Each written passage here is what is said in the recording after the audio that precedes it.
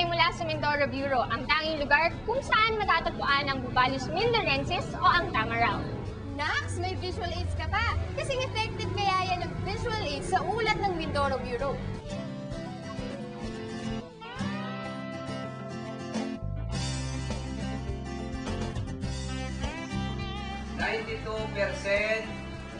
Pagtapak mo sa silid-aralan, inaasahan mo ng marami kang matututunan. Children, what do you call this? Pero, sa isang paaralan dito sa Occidental Mindoro, ang mga bata ay natututo hindi lang sa loob ng silid-aralan, kundi sa labas din. Dati raw, kapag kailangan ng mga guro ng visual aids sa pagtuturo, gumagamit lang sila ng Manila paper at kartulina. Hanggang nagka-ideya si Mr. Joel Vercasio, ang prinsipal ng Kalintaan Central School. Naisip niyang magpagawa ng mga mural sa mga pader sa labas ng silid-aralan. Pati nga mga plant box, pinintahan din.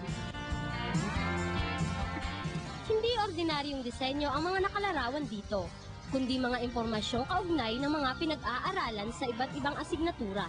At napakaganda raw ng naging epekto nito sa mga mag-aaral.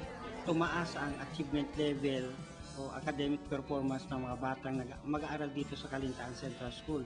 Lalong-lalo na sa science, math at sa English. Malaki ang naitulong nito sapagkat yung leksyon nila na pag-aralan sa loob ng silid-aralan ay naalala niya sa labas, nababasa nila kahit na sila ay naglalaro. Pangalawa nito, nagkaroon ng ugnayan ang mga magulang at mga guro sa mga gawain ito.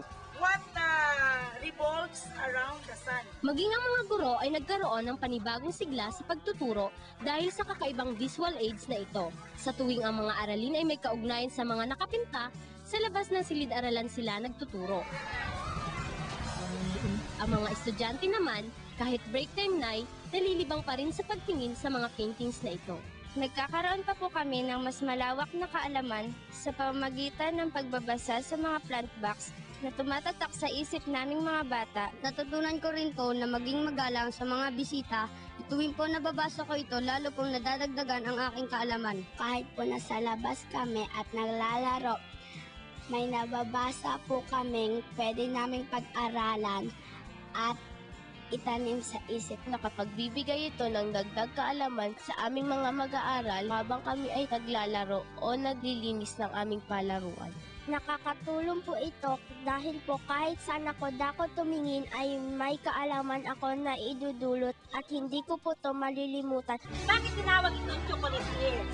Okay, umpisa pa, ano pa? Sino nga naman ang mag-aakalang ang napakasimpleng ideya na ito ay magbubunga ng maraming pagbabago. Dahil dito, nabuksan ang aming isipan na maraming paraan na maaaring gamitin para tayong matuto.